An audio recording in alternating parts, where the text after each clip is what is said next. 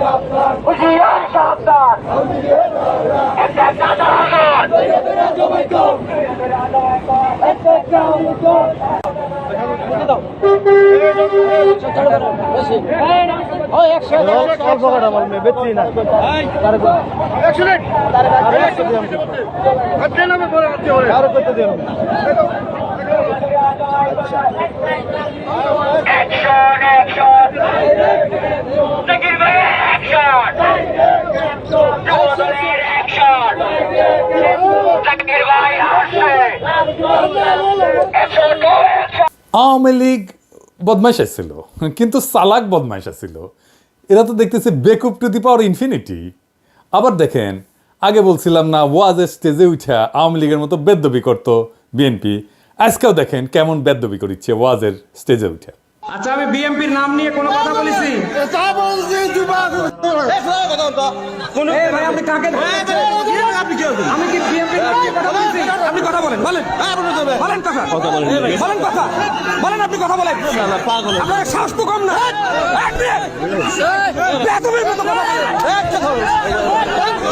এরপরে বেদ্যবি করতে আসলে ধোলাই দিবেন একেবারে। একটা জায়গায় ধোলাই খেলে না সারা বাংলাদেশে সাইজ হয়ে যাবে। সেদিন দেখলাম ঠাকুরগাঁয়ের বিএনপি নেতা বলতেছে মির্জা ফখরুলের সমালোচনা যদি অযৌক্তিক হয় তাহলে বাড়িঘর থাকবে না। শুনেন। যৌক্তিক সমালোচনা করবেন, আমরা আপনাদেরকে বাহাবা দিব, ধন্যবাদ দিব। মিথ্যা সমালোচনা করবেন, আমরা আপনার প্রত্যেকটা মানুষের নৈতিক দায়িত্বের প্রতিবাদ করেন। কাউকে ছাড়ে দেওয়ার সময় নেই। তবে একটা জিনিস, মির্জা আলমগীরকে নিয়ে যে কথা তুলবে, আঙ্গুল তুলবে, বিশেষ করে এই অঞ্চলে ওর বাড়িঘর আমরা। এ বেড়ার নাম মতিউর রহমান, ঠাকুরগাঁ সদর উপজেলার বিএনপির নেতা। যৌক্তিক আর অযৌক্তিক কেমনে বুঝবে? কে ঠিক করবে? বিএনপি তো ঠিক করবে। আর অযৌক্তিক হলে বাড়িঘরে হামলা করবে। রাজনীতিতে সমালোচনা থাকবে না? সমালোচনা তো থাকবেই, অযৌক্তিক সমালোচনাও থাকবে। সমালোচনা যদি অযৌক্তিক হয় তাহলে সেটা জনগণ ধরতে পারবে না? অবশ্যই পারবে ধরতে।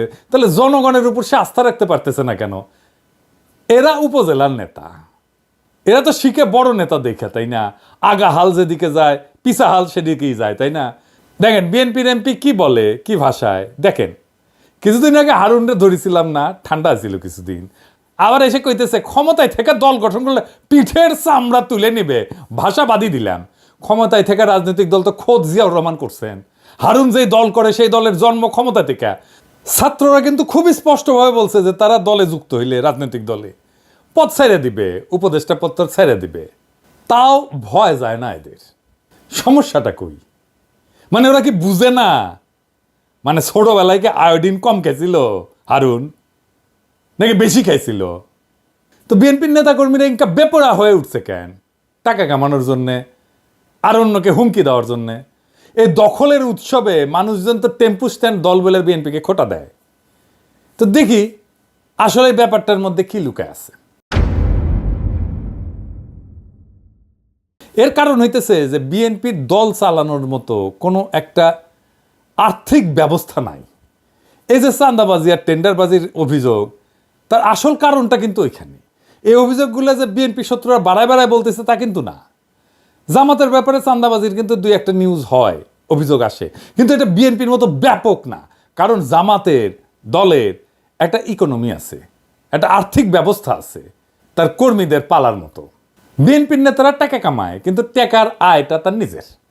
পাচার হয়তো করে না, কিন্তু টাকাটা তার নিজের।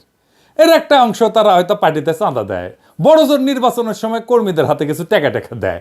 বছরের বাকি সময় নেতা কর্মীরা কিভাবে চলবে, পরিবারের ভরণ পোষণ কিভাবে হবে, কোরবানি কিভাবে দেবে, বাচ্চাদের 2 দিন চিকেন ফ্রাই কিভাবে খাওয়াবে, সে ব্যাপারে বিএনপির কোনো নজর নাই। বিএনপির কর্মীরা নিম্নবিত্ত পরিবারের ছেলে মেয়ে, তাদের নিয়ে, তাদের ভবিষ্যৎ নিয়ে দলের নেতাদের কোনো চিন্তা আছে বলে মনে হয় না। আছে কি? আপনারাই বলেন, করে চিন্তা না? বিএনপির এই কর্মীরা মাঠ পর্যায়ে, তৃণমূলের কর্মীরা বেশিরভাগই ঘরের খেয়া বনের মস্তারায়, কিন্তু সেটার তো একটা লিমিট আছে, তাই না? তাইলে দলের নেতাদের উন্নতি, তাদের আয় রোজগার বৃদ্ধি, তার সাথে সাথে কর্মীদের এবং দেশেরও উন্নতি হওয়ার কথা, তাই না? বিএনপির বেলায় কিন্তু সেটা দেখি না। তো জামাতের বেলায় দেখা যায়, কিন্তু জামাতের বিশাল বিশাল আর্থিক ইনস্টিটিউট তারা তৈরি করতে পারছে। আমরা পরবর্তীতে এটা নিয়ে আলাপ করব। কিন্তু ধরেন বিএনপির ব্যাপারে দেখি, বিএনপির কোনো ইনস্টিটিউট আছে, প্রতিষ্ঠান আছে?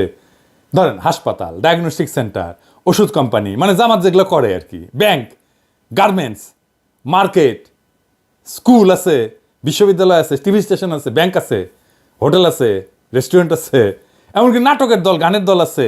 নাই। ইকোনমিক, কালচারাল, ইন্টেলেকচুয়াল কোনো অ্যাসেট নাই।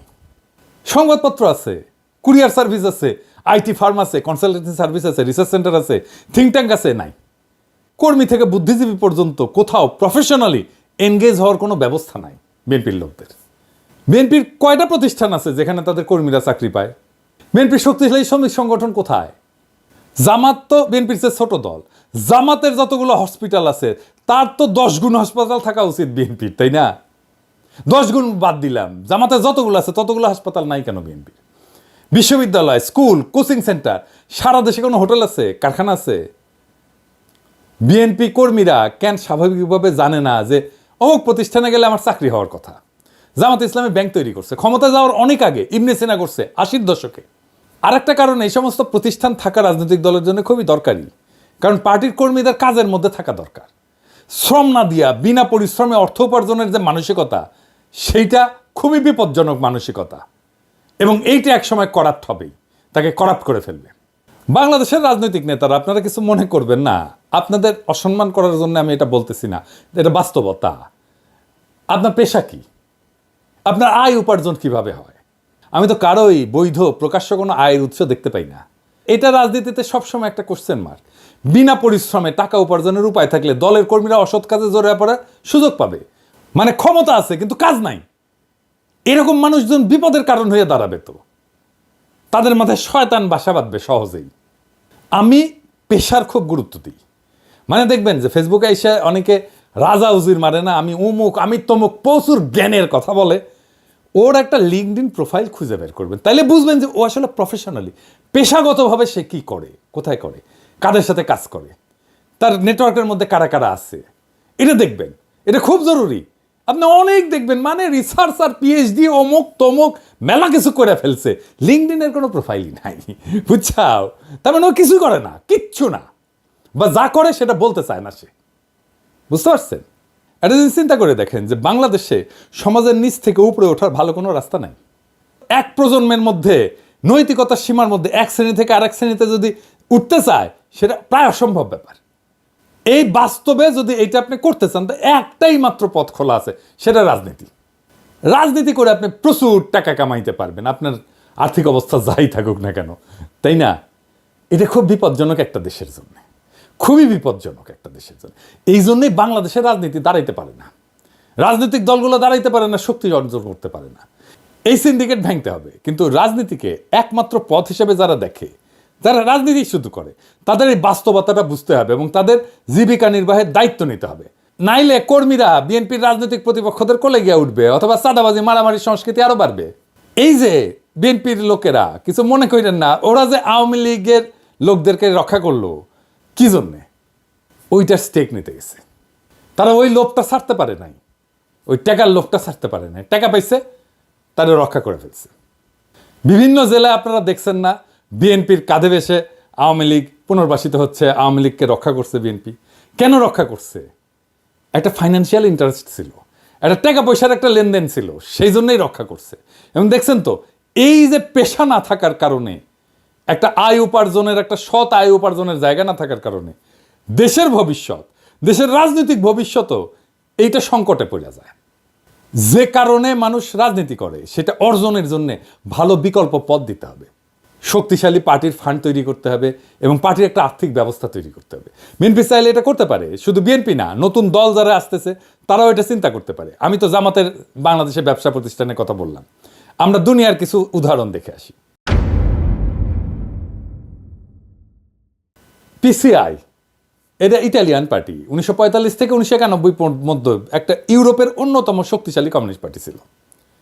এদের বিভিন্ন সমবায় সংস্থা ছিল, প্রকাশনা সংস্থা ছিল, রিয়েল এস্টেট ছিল, হোটেল ব্যবসা ছিল এবং দলীয় সদস্যদের কর্মসংস্থান হইতো, তহবিল সংগ্রহের জন্য এই জিনিসগুলো কাজে লাগে। তো তাদের রেস্টুরেন্ট ছিল, বার ছিল, সামাজিক ক্লাব ছিল, ট্রাভেল এজেন্সি ছিল, তাদের সহযোগী সংগঠনগুলো হলিডে রিসোর্ট করছিল, গেস্ট হাউস করছো, এমনকি এখানে দলীয় সদস্যরা ছাড়ে থাকতে পারতো। আফ্রিকান ন্যাশনাল কংগ্রেস এএনসির এটার বিনিয়োগ বাহিনী আছে যা বিভিন্ন ব্যবসা পরিচালনা করে এবং এএনসির যে বিনিয়োগ কোম্পানিগুলো আছে তারা হোটেল এবং পর্যটন খাতেও সম্পৃক্ত। বিএনপি বা বাংলাদেশের রাজনৈতিক দলগুলো নিজের ইকোনমি তৈরির জন্য, নিজের আর্থিক ব্যবস্থা তৈরির জন্য কোন পদ্ধতি গ্রহণ করবে সেটা তারাই ভালো জানে। রাজনৈতিক দলের শীর্ষ নেতাদের কর্মীদের ভরসা হয়ে উঠতে হয়। হাসিনার মতো তাদের উপরে জুলুম এবং গায়ের জোরের ছাতা হয়ে ওঠার টাইম শেষ। সেই জন্য নতুনভাবে ভাবতে হবে রাজনৈতিক দলগুলো। তবে এই পদ্ধতির একটা বড় অসুবিধা আছে। আমি সিপিবি ব্যাকগ্রাউন্ড থেকে আসছি জন্য এই পদ্ধতির অসুবিধাটা আমি ভালো বুঝতে পারি। এই সমস্যা জামাতেরও আছে। কি সেই সমস্যা, আসেন একটু বুঝে দেখি। দলের সাথে যুক্ত প্রতিষ্ঠান যদি আমার আয় রোজগারের উৎস হয়, তাহলে আমি ইন্ডিভিজুয়াল এজেন্সি নিয়ে, নিজের একক সত্তা নিয়ে রাজনৈতিক দলে কোনো ভূমিকা রাখার সম্ভাবনা থাকে না, কমে যায়। আমার দলের নেতা আমার যদি বস হয়ে যায়, আমি রাজনৈতিক দলটাকেও একটা চাকরি বলে মনে করব। আর আমার বস যদি আমার নেতা হয়, রাজনৈতিক নেতা হয়, তাহলে তো আমি তার কথা সবসময় শুনবো, আমি তাকে কখনোই কন্ট্রাডিক্ট করবো না। আমি জামাতের এক্সাম্পল না দিয়ে সিপিবির এক্সাম্পল দিই। সিপিবির হোল টাইমার আছে, মানে দল থেকে বেতন দেয়, সারাক্ষণ সে রাজনীতি করে, সেটাই তার চাকরি। আমি আসলে হোল টাইমার হইতে চাইছিলাম। 1992 সালে হোল টাইমারের বেতন ছিল 3,000 টাকা, বোধ হয় 2.5 বা 3,000 টাকা। এখন দিবালোক সিংহের একটা মণি সিংহের বেটা, তার একটা প্রতিষ্ঠান আছে দুস্থ স্বাস্থ্য কেন্দ্র, ওইখানে চাকরি করে পার্টির লোকেরা, কমিউনিস্ট পার্টির লোকেরা। দিবালোক সিংহের ওইখানে যে চাকরি করে, সে কি দিবালোক সিংহের মতের বিরুদ্ধে কোনো মত দিতে পারবে? তার বস যেটা বলবে সেটাতে হ্যাঁ হ্যাঁ করে যাবে। তখন এইটা রাজনৈতিক দল থাকে না, ক্লাব হইয়া যায়। আমার অনুমান জামাতেরও এই সমস্যা আছে। এই কারণে দেখেন যে মেজর পলিটিক্যাল মিস্টেক এই দুই দলের বেশি, জামাত আর সিপিবির। বিএনপির আর্থিক অবস্থা দুর্বল থাকলেও তাদের মেজর পলিটিক্যাল মিস্টেক কিন্তু নাই। সম্ভবত এই কারণেই, এটা আমার অনুমান। কারণ দলের সিদ্ধান্ত যারা নেয় তারা তাদের আয় রোজগারের জন্য দলের নেতৃত্বের উপর নির্ভরশীল না। আমার মনে হয় এই আর্থিক ব্যবস্থা করে তোলার ক্ষেত্রে একটা ইনোভেশন আনা যেতে পারে। আমি এটা বিএনপিকে পরামর্শ দিতেছি না, বিএনপি পরামর্শ নিলে নিতে পারে, কিন্তু নতুন দলের জন্য এটা একটা পরামর্শ। এই ইনোভেশনটা কি হইতে পারে? প্রতিষ্ঠানগুলোর শীর্ষ পদে দলের নেতা থাকবেন, এরা প্রফেশনাল থাকবে, তাতে বেটার, ভালো, কারণ প্রতিষ্ঠানটা ভালো চলবে, প্রফেশনালি চলবে। দলের নেতার অধীনে দলের কোনো কর্মী বা অন্য নেতা থাকবে না। আরেকটা পদ্ধতি হতে পারে যে এই প্রতিষ্ঠানগুলোতে চাকরি হবে সাময়িক, ম্যাক্সিমাম 5 বছর, এরপরে তারা অন্য চাকরি খুঁজে নিতে হবে। এখানে সে ট্রেনিং পাইলো, এখানে একটা অভিজ্ঞতা পাইলো, সে দক্ষ হয়ে আর একটা চাকরি খুঁজে নিল। অথবা এইসব প্রতিষ্ঠানে যারা কাজ করবে দীর্ঘমেয়াদে, তারা নীতি নির্ধারণী পর্যায়ে কখনোই যেতে পারবে না। তো এটা ছাড়াও তো সমস্যা আরও অনেক। বিএনপিতে এখন মধুর মাছির আনাগোনা, দুর্দিনে কর্মী খুঁজে পাওয়া যায় হাতে গোনা, আর এখন সিনিয়র প্রবীণ নেতারা ধাক্কা খেয়ে মাটিতে পড়ে যায়, তাও খালেদা জিয়ার উপদেষ্টা রিজভীর মতো নেতাদের দেখেন।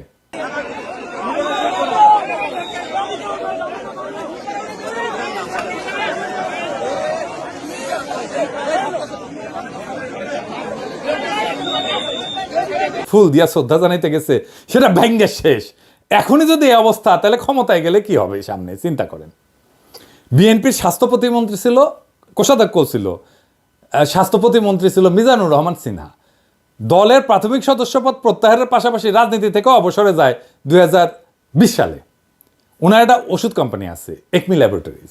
ওষুধ কোম্পানিগুলো স্বাস্থ্য মন্ত্রণালয়ের অধীনে, ওষুধ কোম্পানি সংক্রান্ত সিদ্ধান্ত নেয় স্বাস্থ্য মন্ত্রণালয়। সেইখানে মিজানুর রহমান সিনহা মন্ত্রী হতে পারেন না, এটা কনফ্লিক্ট অফ ইন্টারেস্ট। তাও করলেন মন্ত্রিত্ব, তারপরে উনি নাই কোনো রাজনৈতিক কর্মসূচিতে, লড়াই সংগ্রামে নাই, উনি ডুব মারলেন ব্যবসায়। এমনকি 2020 সালে তিনি দল আর রাজনীতি থেকে অবসর নিলেন। যখন দলের কর্মীরা গুম হইতেছে, খুন হইতেছে, বনে বাজারে ঘুরতেছে, তখন উনি দল ছাড়লেন। উনি না, শুধু আরেক মন্ত্রী মোর্শেদ খান ছাড়লেন দল, আরও অনেকে ছাড়ছেন। পদত্যাগপত্রে মিজানুর রহমান সিনহা বললেন, গত কয়েক বছরে আমার ব্যবসায়িক ব্যস্ততা বাড়া, পাশাপাশি শারীরিক নানা সমস্যা দেখা দিয়েছে। 5 বছর পরে ওনার শরীরে জোশ আসিছে, ক্ষমতার কাছাকাছি। মিজানুর রহমান সিনহা, আপনি কোন সালসা খাইছেন এনা কবেন, আমাকে না কন, নয়তো সেই সালসা প্রফেসর ইউনুসের দায়পার পরা বুড়া খাটাস উপদেষ্টাগুলোর এনা খিলান, এইগুলা শরীরেও এনা জোশ আসুক, আর আমাক এনা কানে কানে কয়ে দেন না মিজানুর ভাই, বয়স বাড়িচ্ছে তো আর কিছুদিন পর তো লাগবি আমারও, এনা টেস্ট করে দেখলাম ইনি শরীরে ক্যাঙ্কা জোশ আসে। দিবেন না? না মিচিয়ে না দিলেই হবে, প্যাডে দিয়েন। হ্যাঁ নাকি ভাই আমার?